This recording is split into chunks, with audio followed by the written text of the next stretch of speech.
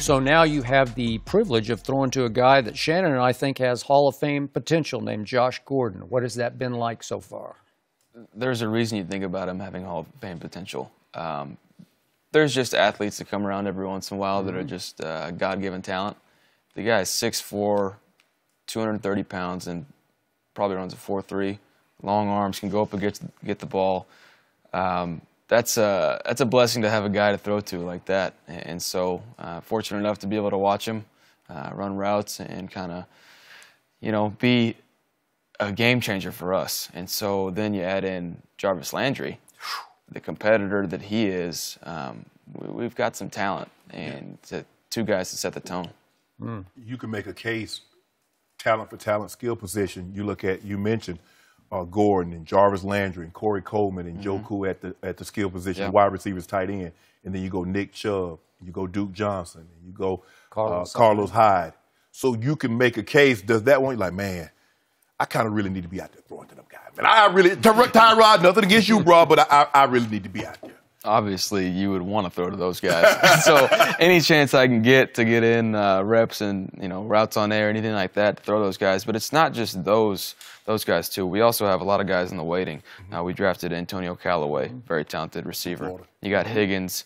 You got Ricardo Lewis. I mean, you got another tight end, Seth the Valve, that really, I think he's going to have a great year.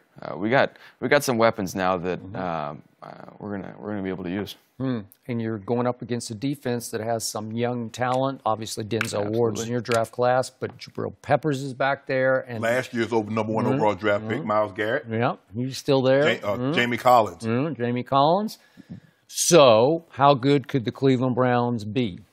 I think that we set our own expectations, and we can be as good as we want to. I think the talent is definitely there. Now it's about buying into Coach Williams on defense and Coach Haley on offense, and just being able to execute. So, we've had guys kind of set, Kirksey, one of our linebackers, said that he guaranteed us going to the playoffs. I'm not going to set anything like that because then you get a lot of fire back from that. But it's going to be, let's just say, a lot better than it has been the past couple seasons in Cleveland. And that's something that we need to look forward to and, be proud of. Your offensive coordinator, he's been a lot of places, and he's kind of a little rough. He's kind of tough to deal with. He butted head with Big Ben. He's butted head with... He's a Parcells guy. Yeah, so how is it? Because I'm pretty sure he's a lot different than what you're used to. In some ways, but he's much more behind the scenes, easier to talk to than what people see. So I've had that before. Right when I got to OU, I had Coach Heupel, who's now at Central Florida, took over for Frost. He's very similar to that. Really? Yeah. So Coach Heupel won a national championship for the last time OU won one. Yeah. So, to me, Todd Haley has a little bit of Baker in him. I mean, he's got a little chip on his shoulder. Like, have you clashed at all that way? He'll tell you exactly what he... He has no filter, which is great. No filter. You know exactly what he's thinking at all times, which is the way I like it. But that's, we haven't clashed heads at all because we have the same goal, make that offense the best one in the country. So that's the plan. But normally with quarterbacks, they're coached differently than any other position.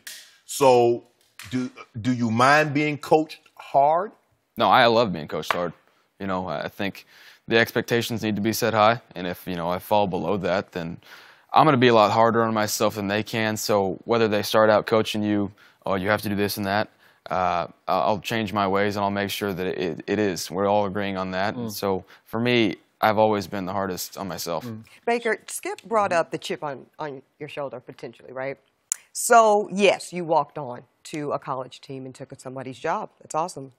But since then, you've won a Heisman Trophy, and you went #1 out of all the people in the NFL draft.